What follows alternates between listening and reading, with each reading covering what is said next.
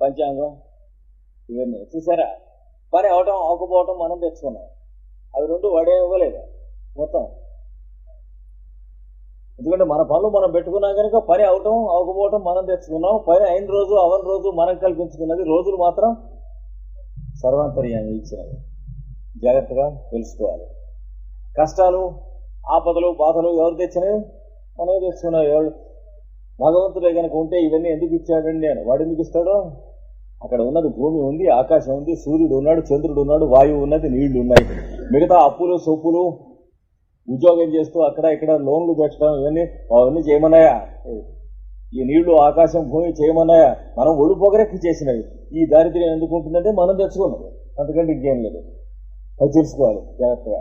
అందుకని విష్ణు శక్తులు రెండు ఉన్నాయి. ఈ రెండు అందులో అతనికి శరీరంబు. ఎవరికి శరీరం? ఎవడు ధ్యానం చేస్తున్నాడో వాడికి శరీరం. ఎందుకని? ధ్యానం చేస్తున్నవాడు ఎవడు? ఇందులో ఉన్న చోట ఏమిటి? ఇంతలో ఉన్న బోధేనా కాదా? పైథాగరస్ చెప్పినటువంటి ఉపదేశాల్లో ఇది ఒకటి. సున్నా చుట్టేవాడు బోర్డు మీద. చుట్టి ఈ సున్నాలో ఉన్నటువంటి చోటు బయట బోర్డు మీద ఉన్న చోటులో భాగమా కాదా? అలాగే నీలో ఉన్నటువంటి నేను అనేటువంటి ప్రజ్ఞ ఈ మొత్తం ఈ విష్ణు శక్తి సమన్వితం ఉన్నాడే వాడేనా కాదా? నువ్వు అన్నట్టు అంతే. ఇక్కడ అది విడిచిపోతుంది. అందుకని అతని శరీరం అన్నాడు. వేరే విష్ణు శరీరం అని అనుకోండి. అంతకుముందు విష్ణు అని చెప్పి ఇక్కడికి వచ్చి అతని శరీరం అన్నాడు. అందుకనే మనకు వేదంలో కూడా ఏవం వేద ఆ ఇతరవాన్ వేద ఇవన్నీ ఉంటాయి. అంటే ఎవడైతే దీన్ని తెలుసుకుంటున్నాడో అంటే ఇది చదువుతున్న వాళ్ళు ఒకళ్ళే అని కాదు. ఎవరిని గురించి అయితే ఈ పుస్తకం రాశాం అంటే అంతర్యామి వాడే ఈ పుస్తకం చదువుతున్న వాళ్ళు కూడా ఉన్నాడు. వాడే వాడిని తెలుసుకుంటున్నాడు ఈ మంత్రం చదువుకుంటూ ఉంటాను. అది ఆ మాట కథ. వీటినే పరమోపదేశాలు అంటారు. ఎవడి మీద రాశాం ఇది అంటే ఇది ఎవడు చదువుకుంటున్నాడో వాడిలో ఉన్న అంతర్యామి మీదే రాశాం కనుక ఎవడు చదువుకుంటున్నాడో వాడి మీదే రాశాం అన్నారు. అది వేదంలో ఉన్న ముక్క. వేదం జాగ్రత్తగా చదువుకోవాలి. దసరా పండగలకి మామూలు పట్టేందుకు యాయవారం పట్టేందుకు చదువుకోకూడదు. లేకపోతే బ్రాహ్మణులు ఎవరు, ఎట్లా పుట్టారు, కులాల మతలపు ఏమిటి, ఇవి రాసిన నీచముండా కొడుకులకి అర్థం అవదు. పేపర్లో బ్రాహ్మణులు తెచ్చడం అదో దూర మెంటల్ సింటమ్. చూసారా? వాడికి అర్థం కాదు. యాయవారం పట్టేందుకు వేదం చదువుకున్న వాడికి అర్థం కాదు. ఇది వేరు, ఈ పద్ధతి వేరు ఏమండి. అది రైట్ రాయల్ రోడ్. క్రిటికల్ వ్యూతో వెళ్లేటువంటి ప్రతి నీచముండా కొడుకు తెలిసేది కాదు. పాయసం యొక్క రుచి ఉప్పు రాళ్లకి ఎట్లా అందుకు? ఇది వేరు, ఇది వేరు. కనుక ఇక్కడ దీంట్లో చెప్పబడినటువంటి విషయం ఉందే, ఎవడైతే ధ్యానం చేస్తున్నాడో వాని గురించి చేస్తాం. వాని శరీరం ఈ మొత్తం అంతా కూడా అన్నారు. ఎందుకని? చోటులో సీసా పెడితే సీసాలో చోటు లేదు, లేకపోతే వేరే చోటు ఉందా సీసాలో? చోటులో పెట్టిన సీసాలో ఉన్న చోటు ఆ బయట ఉన్న చోటేనా, సీసాలో ఉన్న చోటు, లేకపోతే కొత్త చోట? అలాగా ఎవడైతే ధ్యానం చేయడానికి కూర్చున్నాడో వాళ్ళలో ఉన్నటువంటి వాడు మొత్తంలో ఉన్నవాడేనా వేరేనా? కనుక వాడి శరీరం ఈ మొత్తం అంతా. ఇది మొదలెట్టవలసిన పద్ధతి. ప్రత్యాహారము అనేటువంటి దానికి మొదలు చేయవలసిన పద్ధతి అది చెబుతున్నాడు. సమన్వితంపై అతనికి శరీరంగునై, అతనికి శరీరం అనే మాట గుర్తుంచుకోవాలి జాగ్రత్తగా. అది ధ్యానం చేయాలి. అందుకనే ఈ విద్యలోకి మన అభ్యాసం చేయించి తీసుకొచ్చేటువంటి మంత్రశాస్త్రంలో ఇవ్వబడినటువంటి కొన్ని రకాలైనటువంటి మంత్రాలకి కవచములు అని అంటారు. కవచం అంటే అర్థం ఏంటి? ఈ దేహానికి కవచం. దేనికి కవచం? లోపల ఉన్నవాడికి. లోపల ఉన్నవాడేవాడు, బయట ఉన్నవాడే, చుట్టూ ఉన్నవాడే. ఇల్లు ఎక్కడ కట్టామో చోట్లోనే. కనుక ఇంట్లో ఏముంది? చోటు ఉన్నది. ఇంట్లో వేరే చోటు ఉందా? కొనుక్కొచ్చి కుట్టుకారా? లేకపోతే మీరు, లేకపోతే ఈయనేరా మీరు సొంతంగా డెలివరీ అయ్యారా చోటు ఇంట్లో కోసం? No fool can deliver space. చోట్ల ఇల్లు కడతాడో ఇన్సిడెంటల్ గా ఇంట్లో చోటు ఉంటుంది. ఈ లోపల కూడా అంతే, శరీరంలో కూడా అంతేగాని ఇది నా చోటు అని అద్దెకించుకుంటానికి విశాఖపట్నంలో చేస్తాం కానీ ఆ పని ఏడాదికి 500 రూపాయలు ఎక్కువ చేస్తాం. ఇది చోటు అని గుర్తుంటే వాళ్ళ అరణ్యాల్లో వెళుతూ ఉంటారు. వాళ్ళు ఈ చోటు నాదుగా ఎవరిది కాదని తెలుసు, అందరిది కనుక. అందుకని విష్ణు శక్తులు మొదట నే చెప్పిన పరాపరాఖ్యను తదతిరిక్తగు కర్మాఖ్యను త్రివిధములయ్యుండెను. ఈ విష్ణువు శక్తి అనేటువంటి ముందు చెప్పినటువంటి రెండు కూడాను అంటే విష్ణువు శక్తి అంటే the presence of God and the life of God అనమాట అని మనం చెప్పుకోవాలి. The vital force of God మనం హోమియోపతి లాంగ్వేజ్ లో చెప్పుకోవాలంటే ఈ పరంలోనూ ఉంది. ఏదైతే మనం ధ్యానం చేసి లాభం లేదన్నాను చూడండి, అది మీరు ధ్యానం చేసి లాభం లేదన్నాడు కానీ మీ ధ్యానానికి రాదని కాదు. ఇప్పుడు ఈ పద్ధతిలో చేస్తే అదే వస్తుంది. మీరు దానికి ఎగబాగితే బోల్తా కొట్టేస్తారన్నాడు కానీ చెప్పినట్టు చేస్తే ఏరోప్లేన్ అక్కడికే వెళుతుంది. ఎయిర్లైన్స్ టికెట్ కొనుక్కోండి, ఫలానా టైంకి ఎయిర్పోర్ట్కి వెళ్ళండి, ఆ టికెట్ చూపించండి, బ్యాగేజ్ బుక్ చేయించండి, ఆ బోర్డింగ్ పాస్. ఎయిర్లైన్స్ టికెట్ కొనుక్కోండి, ఫలానా టైంకి ఎయిర్పోర్ట్కి వెళ్ళండి, ఆ టికెట్ చూపించండి, బ్యాగేజ్ బుక్ చేయించండి, ఆ బోర్డింగ్ పాస్ కొనుక్కోండి, ప్లేన్లో వెళ్ళి కూర్చోండి. అప్పుడు మీరు కన్ను మూసుకుని కూర్చున్నా సరే, తెరిచి కూర్చున్నా సరే, రామరామ అనుకుంటున్నా సరే, కృష్ణ కృష్ణ అనుకుంటున్నా సరే, యేసు యేసు అనుకుంటున్నా సరే, మహమ్మద్ మహమ్మద్ అనుకుంటున్నా సరే, లేదా బాస్ బాస్ అనుకుంటున్నా సరే, సబార్డినేట్ గా ఏమనుకుంటున్నా సరే, అంతకు ముందు ఏ ఆకాశం అయితే మనకు అందని స్థితిలో ఉందో ఆ ఆకాశంలోనే ఉంటారు. మీరు మీ ప్రయత్నం ఒక్కర్లా ఈ చెప్పిన పద్ధతి చేస్తే అంతకుముందు ఆకాశంలో ఎగరటానికి పైకి ఎగిరితే ఏమైతే నడ్డిరిగి ఇట్లా ఎగిరేమనుకోండి, ఎల్లికలా పడిపోతాం. పడిపోయిన తర్వాత ఎవడో లేవదీయాలి, 2-3 తడవలు ఎగిరి పడితే. అందుకని దీనికి ఎగరకండి అన్నాడు. అవ్యక్త గతి దుఃఖం, అవ్యక్త పరబ్రహ్మోపాసన చేసిన వాడు గతి దుఃఖమే అని చెప్పింది. అది ఉపాసన నీ తలకాయ అన్నాడు అవ్యక్తాన్ని. అది అసలే అవ్యక్తం అయితే ఉపాసన ఏమిటి అన్నాడు. నిర్గుణ పరబ్రహ్మోపాసనం అని. ఉపాసనం అంటే గుణం, నిర్గుణ పరబ్రహ్మాన్ని ఉపాసన ఏం చేస్తాడు. అందుకని చెప్పినట్టు చేయండి, వెళ్ళేది ఎక్కడికే కానీ అదిరిపోతూ ఉంటున్నాడు. అంటే ఒకవేళ తక్కువ గాడి దగ్గరికి వెళ్తామని భయం అక్కర్లేదన్నాడు. ఆ కాంప్లెక్స్ అవి పోవాలి. అంటే ఈ నిర్గుణ పరబ్రహ్మంగా కింద దేవుడైతే వాడు ఎల్డీసీ దేవుడేమో అని అనుమానం, యూడీసీ దేవుడి దగ్గరికి వెళ్ళామని. కనుక ఇక్కడ కూడా విష్ణువును శక్తి ఉన్నాయి. ఇంకా ఏం చెప్పాడు, పరము మొదలనే చెప్పిన అపరాక్షలను విష్ణువు శక్తి ఈ రెండు ఉన్నాయి. పరాపరాక్షలను తద్ అతిరిక్తయగు కర్మాఖ్యను.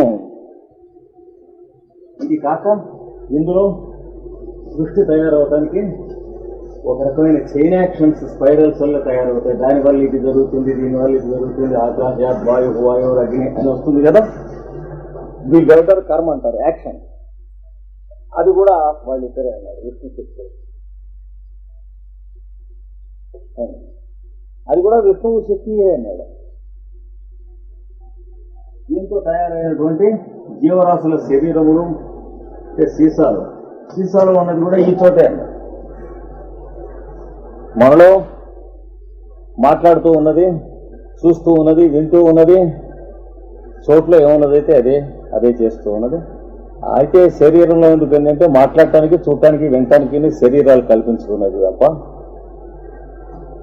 చోటుగా తన యందు తను ఉంటుంది, మాట్లాడుకోవాల్సిన అవసరం ఉండదు. కానీ మాట్లాడుకుంటాం కావాలంటే ఏం చేయాలి, 2 శరీరాలు ధరించాలి. అందుకని స ఈక్షత బహుశ్యాం ప్రజా ఏతి, అనేకం అయితే మనం ఇవన్నీ చేస్తూ ఉండొచ్చు అని సరదాతో ఆట ఆడుకుంటూ ఉన్నటువంటిది ఈ సృష్టి అని చెప్పింది వేదంలో. అంటే చాలా హయ్యెస్ట్ పాయింట్స్ లోకి వెళ్ళి ఈయన వివరణ చేస్తున్నాడు. అంటే వేదములు, ఉపనిషత్తులు, దాంట్లో పరమములు, చరమములు అయినటువంటి అవధులలో ఉన్న స్థితుల నుంచి కృష్ణదేవరాయలు మాట్లాడుతున్నాడు. అందుకు నేను జగదాచార్యుడు అనేటువంటి పదం ఆయనకు వాడింది. ఎందుకంటే ఆయన ఎంతవాడో తెలియటానికి మనం ఎవరం చదువుకున్న వాళ్ళం కాం.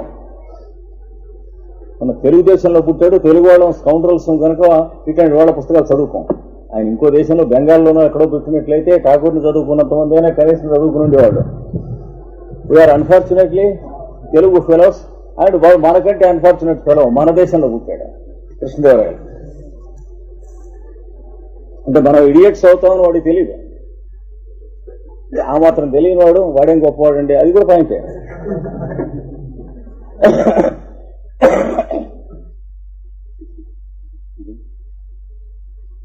కనుక అతని శరీరంబును అపరాఖ్యను తదతిరిక్తకు కర్మాఖ్యను త్రివిధంబునై ఉండు. పరము, అపరము, కర్మ అని 3 రకాలుగా ఉంటాయి. ఈ కర్మ ఏ రకంగా ఉంటుంది? సత్వరజ స్తమం కూడా రూపాత్మకంగా ఉంటుంది. ఇక్కడి నుంచి మళ్ళీ మేము వేదాంతం, సాంఖ్యాన్ని కలుపుకోండి. అంటే ఇక్కడి నుంచి లైన్స్ చీల్తాయి మీకు. ఇటు పెద్దవాడి నుంచి అటు హైదరాబాద్ లైను, ఇటు విశాఖపట్నం లైను, అటు మెడ్రాస్ లైను చీలినట్ల జంక్షన్ ఇక్కడ వచ్చి త్రివిధంబులై ఉండును. అందు కర్మాఖ్య శక్తి చేత వేష్టితయ్యి, దీంతో చుట్టబడి ఇది ఇక్కడ ఉన్నది. ఇంతకంటే ఏముంది? మనం బొమ్మలు వేసినా ఈ బోర్డే ఇక్కడ ఉందా, ఇంకేమైనా కొత్తగా ఉందా? అంటే ఇక్కడ కూడా అన్నాడు the same space exists in every one. కనుక దీని రూపంలో కూడా ఈ చైన్ యాక్షన్స్ గా త్రిగుణాలు కూడా దాంతోనే ఏర్పాటు అయినాయి అన్నారు. కర్మాఖ్యం ఏర్పాటు అయ్యేటప్పటికి ఏం జరిగింది? అపరాఖ్య అగు అది కాకుండా యువతగా అపరం అనేది ఎట్లా వస్తుంది? కంటైనర్ ఉంది. కంటైనర్ దీన్ని ఏమంటారు? క్షేత్రజ్ఞుడు, క్షేత్రము.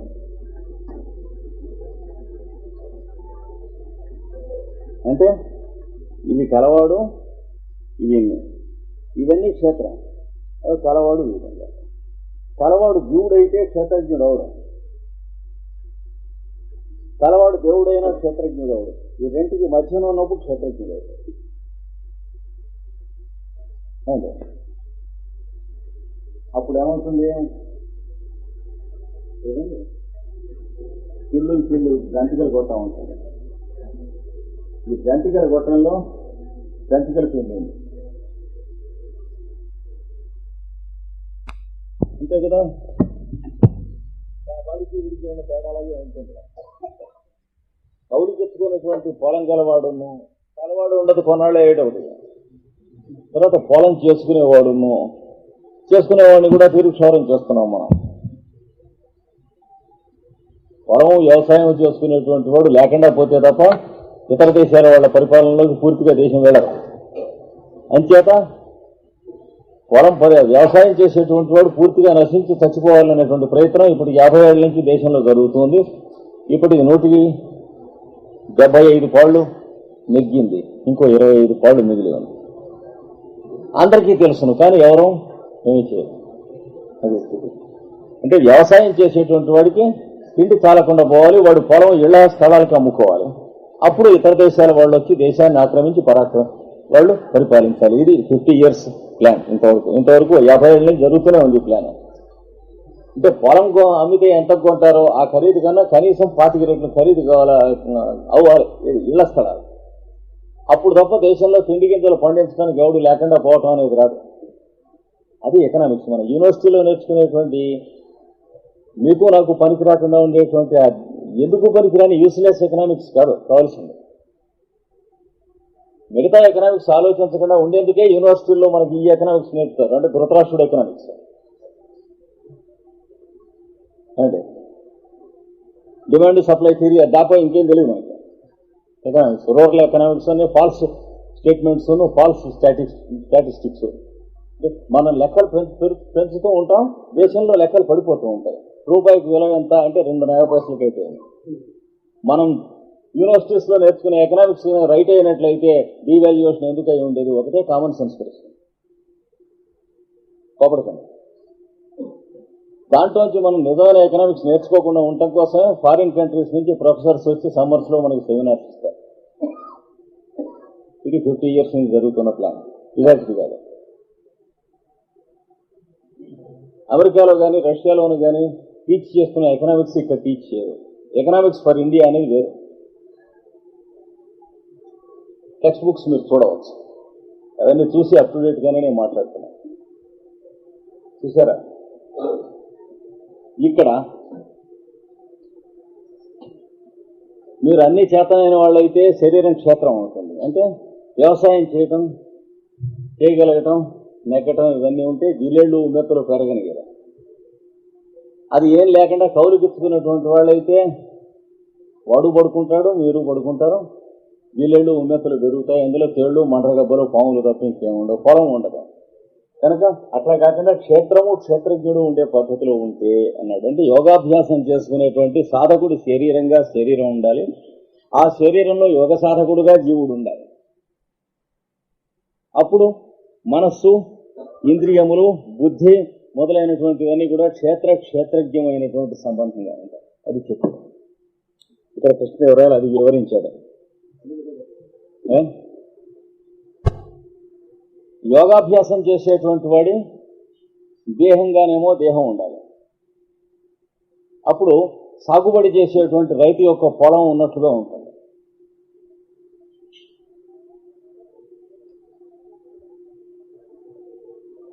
అలాంటి దేహంలో ఉన్నటువంటి యోగిగా లోపల ఉన్న జీవుడు ఉండాలి. అప్పుడు జీవుడు, అంతర్యామి 2 భావనలు కలిసి ఉంటాయి వాడి మనస్సులో. అంటే ఏకకాలంలో తాను జీవుడుగాను అంతర్యామిగాను ఉంటాడు. ఒకే కాలంలో తాను జీవుడుగాను దేవుడుగాను కూడా ఉంటాడు.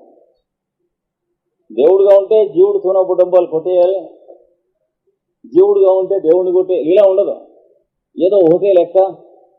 అది కింద లెవెల్లో. పై లెవెల్లోకి వచ్చేటప్పటికి ఏకకాలికంగా ఇల్లు అద్దెకిచ్చుకోదలుచుకోలేదు కనుక వాడు ఇంట్లో ఉన్న చోటన్నా బయట ఉన్న చోటన్నా ఒకటే. ఇంట్లో చోటు కట్టాననేటువంటి అయోమయం పోతుంది, చోట్లో ఇల్లు కట్టానని గుర్తుంటున్నాడు. ఈ స్థితి వస్తుంది. ఇది ఇక్కడ చెప్పబడినటువంటిది. కనుక కర్మాఖ్య శక్తి చేత వేష్టితయ్యి అంటే చెప్పబడినవయ్యి అపరాఖ్యకు క్షేత్రజ్ఞ శక్తి జన్మ జరామరణాద్యనేక సంసార తాపంబును అనుభవించుతూ ఇంట్లో తయారు చేస్తున్నటువంటి దాంట్లో జన్మించడం, పుట్టడం, శరీరంతో ఓ శరీరం ధరించడం, పెద్దవాడు అవుతూ ఉంటాం, దానికి జబ్బులు చేస్తూ ఉంటాం, ముసలితనం వస్తూ ఉంటాం, మృత్యు వస్తూ ఉంటాం, మళ్ళీ ఇంకో శరీరం ధరిస్తూ ఉంటాం. ఈ మొదలైనటువంటి స్థితులు అన్నిటితో కూడా నడిచి వెళుతూ ఉంటుంది. ఇదే అతీతుడైనటువంటి వాడే. అంటే జంతికలుగా అవ్వవలసిన అవసరం లేకుండా ఉన్న పిండే జంతికలుగా అవుతుంది. దానికి ఏం అవసరం ఉంది? అవ్వకపోతే గడవదా? ఏమి లేదే. అట్లాగే ఇది కూడా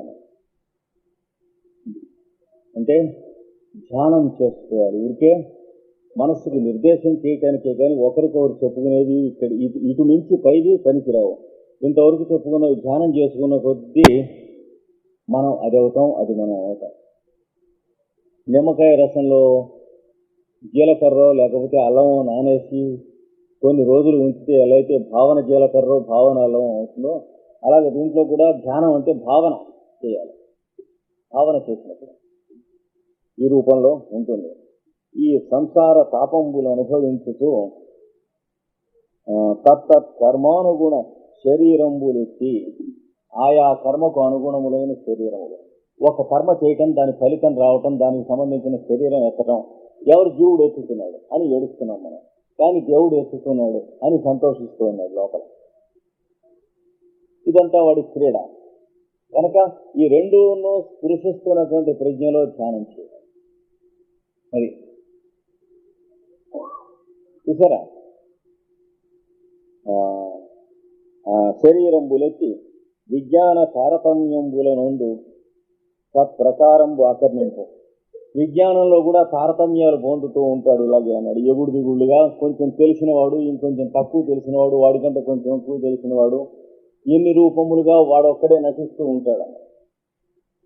ఎవడైతే విష్ణుశక్తి సమన్వయాత్మకుడైనటువంటి స్వరూపుడు ఉన్నాడో వాడే అణువులో కొంచెం తెలిసి ఉంటాడు, పురుగులో కొంచెం తెలిసి ఉంటాడు, పాములో ఇంకొంచెం తెలిసి ఉంటాడు, కప్పలో ఇంకొంచెం తెలిసి ఉంటాడు, ఎలుకలు పందుకొక్కుల్లో ఇంకొంచెం తెలిసి ఉంటాడు, కుందేళ్లలో ఇంకాస్త తెలిసి ఉంటాడు, 4 కాళ్ళ జంతువులు ఇంకాస్త, ఇట్లాగా మనిషి దగ్గరికి వచ్చేటప్పుడు ఇంకా బాగా తెలిసి ఉంటాడు. ఇంకా పైన బాగా తెలిసిన వాడు కూడా ఉన్నారు. మనిషి హయ్యెస్ట్ కాదు, డార్విన్ చెప్పినట్టు. ఏమండి, డార్వినియన్ థియరీ వాళ్ళు ఏం చెబుతారో, ఉన్న స్పీషీస్ లో మ్యాన్ హయ్యెస్ట్ అన్నారు. దీనికి తర్వాత సూపర్ మ్యాన్ ఎలా వస్తాడో అంటే ఏం చెప్పారు, తలకాయ చాలా పెద్దదైపోతుంది, చేతులు కాళ్ళు సన్నబడిపోతాయంటే అవసరం ఉండదు. Theory of use and disuse. ఇట్లాంటి అగ్లీ పిక్చర్ కనుకైతే ఆ ఇవల్యూషన్ మనకొద్దు, ఆత్మహత్య చేసుకుంటాం చాలా మంచిది. బర్నాడ్ షా బుద్ధికి అవతల పారేశాడు ఈ పిచ్చి థియరీస్ అన్నింటినీ తీసుకుని. ఏది న్యాచురల్ ఫిలాసఫర్స్ డార్వినియన్స్ చెప్పినటువంటి తప్పుడు పంచాంగాలన్నింటినీ కూడా ఎడాపెడా వాయించి అవతల పారేశాడు. బ్యాక్ టు మెతుసెలా అనే డ్రామా ఉన్నది, దాని ఇంట్రడక్షన్ చదవండి, బర్నాడ్ షా రాసింది. అది చదివితే బయాలజీ తెలుస్తుంది కానీ, డార్విన్ ఎవల్యూషన్ థియరీ తెలుస్తుంది కానీ, డార్విన్ పిచ్చి థియరీ చదివితే మనకేం తెలుస్తుంది? అందుకనే ఇంట్రడక్షన్ అంటాడు. డార్విన్ శిష్యుల్లో ఒకడు బాగా ఎక్స్ప్లెయిన్ చేసేటువంటి వాడు బఫూన్ అని ఒక ఆథర్ ఉన్నాడు. వీడు చిన్నవాడుగా అయి ఉన్నప్పుడు పుస్తకాల షాప్కి వెళ్ళినప్పుడు ఎవడో వచ్చి బఫూన్ పుస్తకాలు ఉన్నాయని అడిగాట. వీడు విన్నాక, నాకప్పుడు ఇంత తెలిసి ఉన్నట్లయితే ఆ బఫూన్ నేనే అని చెప్పి చెప్పవలసి ఉండేది అని రాశాడు హాస్యగాడు. ఎందుకంటే ఎవల్యూషన్ థియరీని వీటన్నిటిని అందులో ఆటలు పట్టించేశాడు. యాడమ్ అండ్ ఈవ్తో ప్రారంభిస్తుంది డ్రామా. అంటే అటు బైబిల్ గాళ్ళని ఆటలు పట్టించాడు, ఈ philosophers, religious fellows, natural philosophers అలాగా అలా వచ్చి వచ్చి వచ్చి సృష్టి క్రమంలో వచ్చి 20వ శతాబ్దం దాకా వచ్చాడు. వచ్చి చివరికి ఇటుపక్క వేదాంతులు, ఇటుపక్క శాస్త్రజ్ఞులు కూర్చొని ఉంటారు. బర్నాడ్ షా లోపల నుంచి వచ్చి అడుగుతాడు, నాకు ఇప్పుడు 80 ఏళ్ళు దాటినాయి వయస్సు, శరీరం చాలా బాధగా ఉంది, నా శరీరానికి 80 ఏళ్ళు వచ్చినాయి, లోపల మాత్రం కుర్రవాడుగానే ఉన్నాను, ఇంకా ఒక 80 ఏళ్ళు కనీసం నేను ఈ సత్యాన్ని గురించి కనుక్కుందామని ఉంది. మీరు కానీ ఇంతవరకు ఇన్ని లక్షల సంవత్సరాల నుంచి ఇంత హంగామా చేస్తున్నారు, దానికి మార్గం ఏమైనా సాధించారా అని అడిగారు. అంటే హ్యాట్లు తీసి ఇట్లా మొహాలు దాచుకున్నారు వాళ్ళు వీళ్ళు కూడా, ఈ వేదాంతులను, ఇటు పక్కన ఉన్నటువంటి న్యాచురల్ ఫిలాసఫర్స్, డార్వినియన్స్, వీళ్ళంతా కూడా. నాటకం ఇంట్రడక్షన్ అది చివరిలో ఇది ఇచ్చి సొల్యూషన్ చూడండి ఎక్కడ దొరుకుతుందేమో అన్నాడు ప్రపంచం. తప్పకుండా ప్రతి ఒక్కరు చదివి తీరవలసినటువంటి డ్రామాస్లో అది. కనుక డార్విన్ థియరీల్లో ఉన్న పిచ్చి థియరీలకి ఇది అందం, లేదా సైకాలజీ మొదలైన పిచ్చి సబ్జెక్ట్స్ స్యూడో సైన్సెస్కి అందం. ఇక్కడ దీని గురించి చెబుతాను వినండి అన్నాడు. కింది నుంచి పైదాకా తానే కొంచెం ఉన్నటువంటి శరీరాలు, ఇంకొంచెం మేల్కొని ఉన్న శరీరాలు, అంటే 1 క్యాండిల్ పవర్ ఉన్నటువంటి శరీరాలు ధరించిన జీవులు, 10 candle powers, 100 candle power, 1000 candle power, ఇలా కింద నుంచి పైదాకా శరీరాలు ధరించి ఉంది వాడు ఒక్కడే అన్నాడు. అది చెబుతున్నాడు. ఉండు అప్రాణులందొక్కించుక శక్తి, ధ్యానం చేయండి ఈ రకంగా అన్నాడు. అప్రాణులు అంటే ఏమిటి? రాయి, రప్ప, మినరల్స్ అంటాను చూడండి, వాటిలలో కొంత ఉన్నది. ఎలా ఉన్నది? వాటిలలో న్యూక్లియర్ కాన్షియస్నెస్ అనే పేరుతో ఉన్నది. అంటే ఏంటి? ఉప్పుకి ఉప్పగా ఉంటాం, చక్కెరకి తీయగా ఉంటాం మొదలైన రూపాల్లో ఉన్నది. దాన్ని ఆత్మజ్ఞానం అంటారు.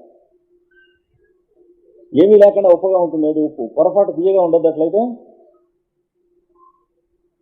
అంచేత కోయిన్సిడెన్సెస్ థియరీ, పిచ్చి థియరీ చెప్పకూడదు.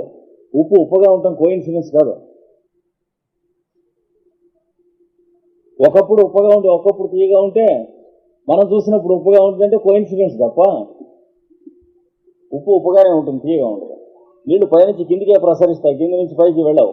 నిప్పు మంట కింద నుంచి పైకే మండుతుంది, పైనుంచి కిందికి వెళ్ళదు. ఇవన్నీ ఏమిటి? ఆత్మజ్ఞానానికి లక్షణాలు. కనుక ఖనిజములలో ఆత్మజ్ఞానం దేంట్లో ఉండవలసినంత దాంట్లో ఉన్నది. సున్నం సున్నంలాగే ప్రవర్తిస్తుంది, అన్నంలాగా ప్రవర్తిస్తుందా? సున్నం తిన్నాం అనుకోండి, పొక్కుతుంది, మన మీద పగ కాదు, కానీ దాని లక్షణం అంతే. ఓ భగవంతుడా, నా మీద నీకు ఇందుకు ఎంత కోపం, నా నోరు పొక్కింది చూడు అంటే సున్నం తినమని లేదు వాడు, నువ్వు తిన్నావు. ఇది తెలుసుకోవాలి.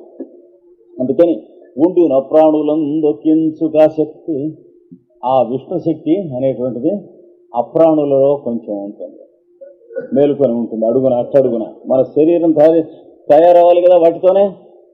శరీరంలో ఉన్నటువంటి సప్తధాతువులు దేంతో తయారవుతున్నాయండి? మినరల్స్తోనేనా కాదా? భూమిలో ఉన్నటువంటి ఖనిజములతోనే కదా. కనుక వాటిలలో వేటి ధర్మాలు వాటికి లేకపోతే శరీరాలు ఏం తయారవుతాయి? అందుకని విష్ణువు యొక్క ఆ శక్తి ఉండే లక్ష్మి అంటారు.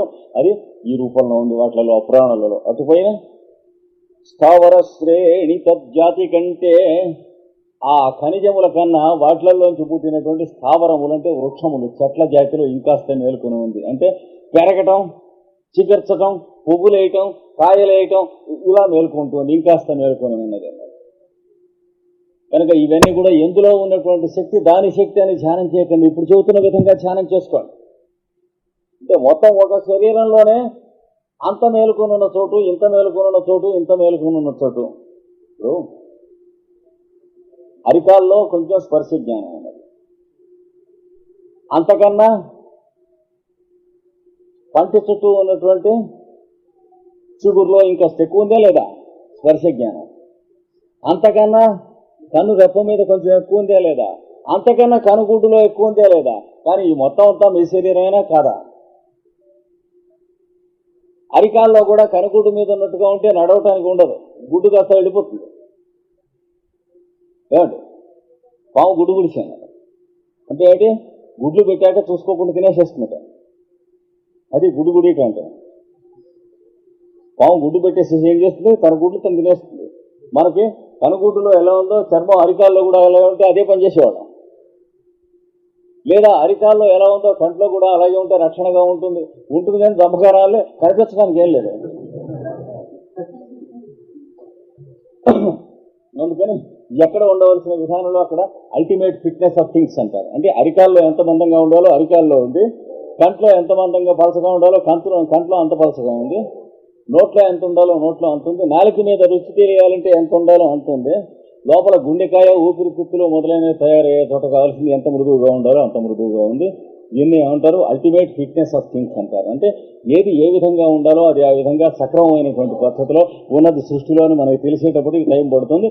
అది తెలిసిన తర్వాత ఇంకా సందేహాలు ఏమి ఉండవు. అది ఇలా ఉంది, ఇది ఎలా ఉంది అంటే మనకేం తెలియదు, ఏడిచినట్టుంది అని అర్థం.